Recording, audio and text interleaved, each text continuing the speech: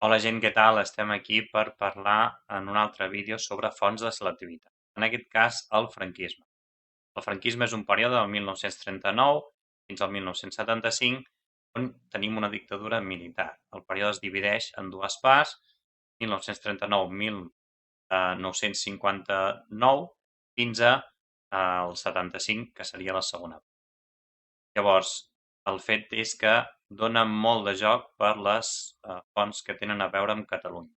Recordeu que a selectivitat tenim fonts espanyoles i fonts catalanes i per tant ara veurem algunes.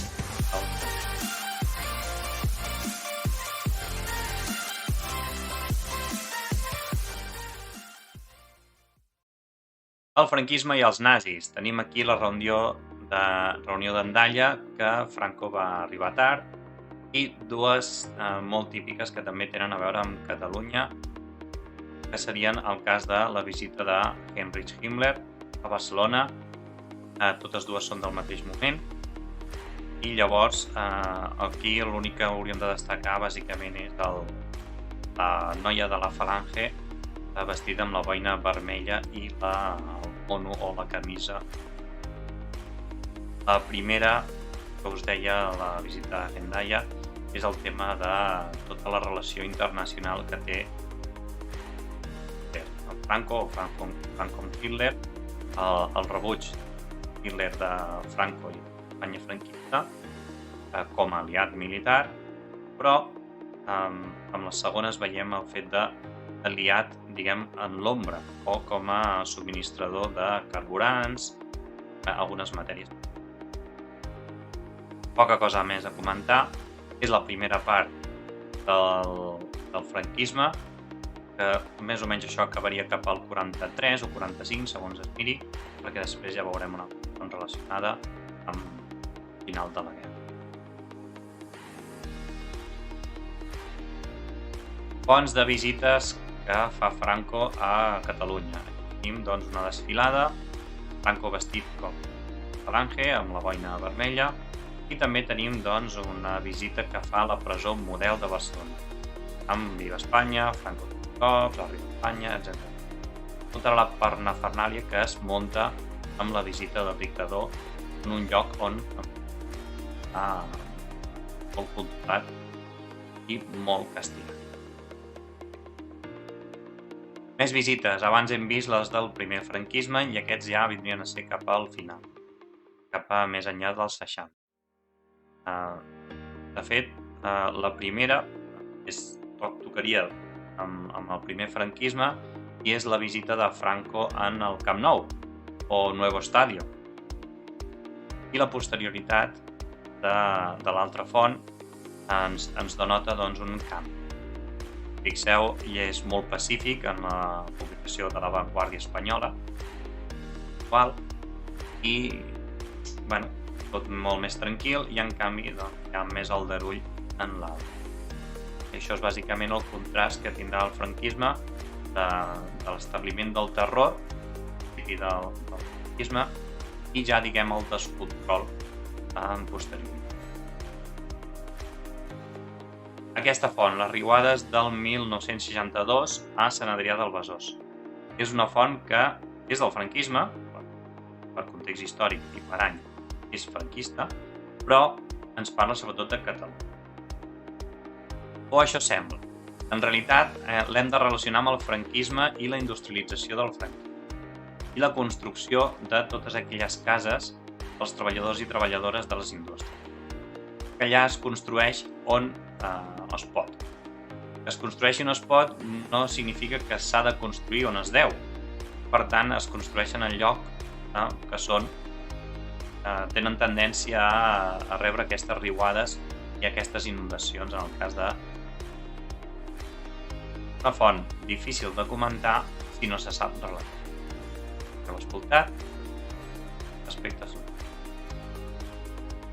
Dues fonts que una és del principi i l'altra és del final i que estan molt relacionades.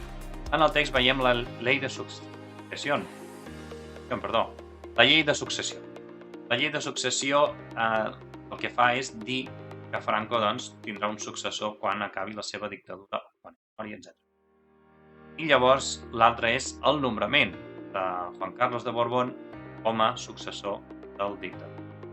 Per tant, són fonts que estan molt relacionades, però de dos períodes diferents.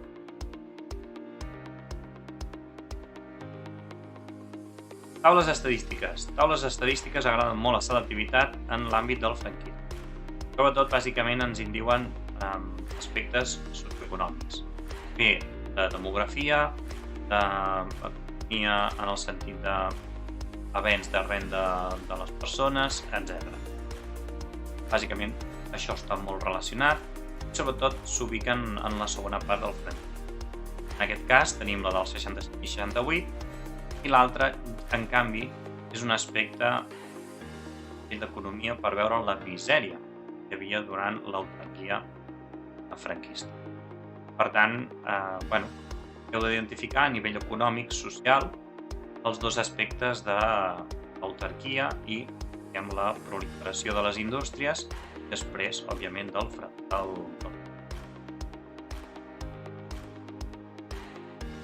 evolució de les migracions interiors a Espanya. Precisament això és el que estava parlant del tema del turisme. Hi ha com poblacions que no són gens turístiques ni industrials perden habitants i en canvi les guanyen aquestes. Bé, per industrial o per qüestió de turisme, tot i que és més enllà de finals de la dictadura. Dos aspectes també que tenen a veure a Catalunya, que és el tema de la cultura i la llengua, aquesta repressió que se'ls hi fa en aquests dos aspectes. Aquí tenim dues fonts, tot i que n'hi ha més. La primera és una molt senzilla, una molt curta. La segona potser és una més simpàtica, una que dona més informació i fins i tot més graciosa en el sentit que hi ha una que parla de que li entreguen al governador civil un full que posa col·lectivitzacions, és a dir, de la guerra civil. Per tant, són els càstigs que rebran aquestes. Com us deia, n'hi ha unes quantes, aquí només hi ha dos. Fonts que no haurien de sortir perquè tenen diverses problemes. Les fotografies, bàsicament, la problemàtica és el solapament en alguns aspectes de guerra civil amb franquisme. I és cert que Catalunya no és les últimes, no és l'última regió que cau abans del franquisme, en Madrid i València, per tant es solapa una mica amb la guerra civil. Per tant, no és gaire just situar-les en el franquisme, és més aviat aspecte de guerra civil. Llavors, en el cas de la primera, no ens diu directament el mes, diu l'any. No sabem si realment això és durant la guerra civil o al desembre, i per tant ja seria el franquisme. La segona és de Catalunya, i és la Catalunya, sí, ja franquista, però la guerra civil encara existeix. Per tant, hi ha aquesta problemàtica, que no haurien de sortir fonts tan primerenques del 30. Haurien de sortir fonts de l'abril del 39 cap endavant. La problemàtica de la taula estadística és una altra. Aquí ens engloba directament tot el franquisme, del 40 al 70.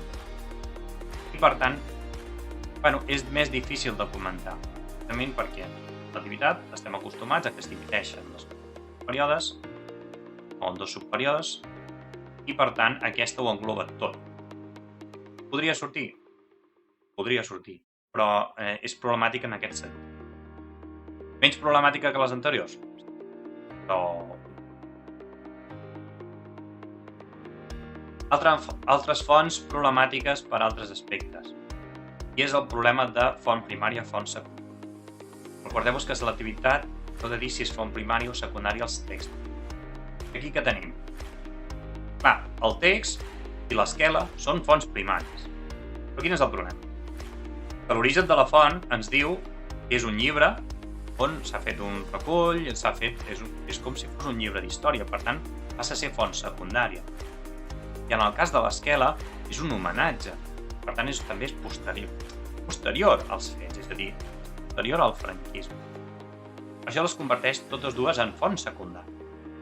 Quina problemàtica hi ha? Que a selectivitat diguin que és font primària. No ho és la font primària. Per tant, aquestes, simplement per aquesta dificultat, aquest malentendiment, doncs no haurien de sortir. Recordeu-vos que ja us he dit en altres vídeos que la problemàtica del color és una cosa actual. La gent de selectivitat són tan rates que no volen fer cap selectivitat en color, almenys la d'història no, i per tant es necessiten colors sí o sí en algunes fonts. I aquí en tenim 3 exemples que a més estan relacionats. La primera és la División Azul. És un membre de la División Azul que no sabries que és un membre de la División Azul perquè tots van amb uniforme nazi. Quina és la diferència? La bandera que té en el casc, òbviament la banderola, la bandera que té a la mà. Llavors, si això no està a color, no hi ha forma humana. Per tant, és una font que si no es fa en color, a la de grisos, això és cru. És per protegir. De la División Azul passem a una mare mort de la División Azul, que li atorguen la creu de ferro o no sé. Molt contenta la senyora no està.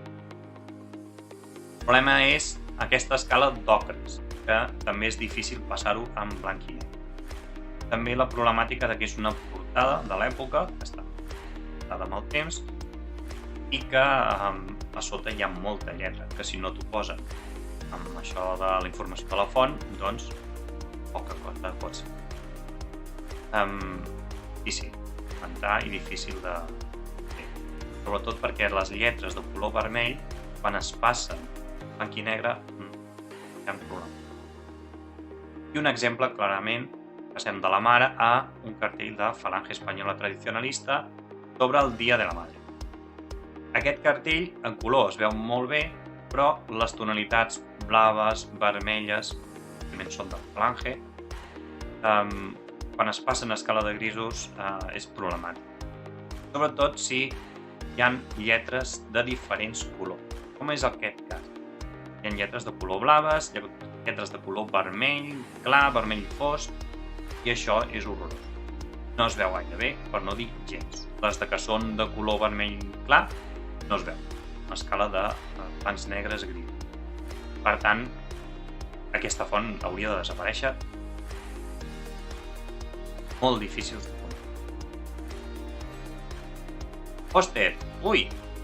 En blanc, en vermells, en ocres. Passes en blanc i negre a escala de grisos? No es veu. Per tant, pòsters que necessitin color, no, hi han d'estar fora. La moneda és problemàtica per un altre aspecte. Us he dit que s'ha de mencionar si és una font primària o secundària, sobretot en el cas de textos.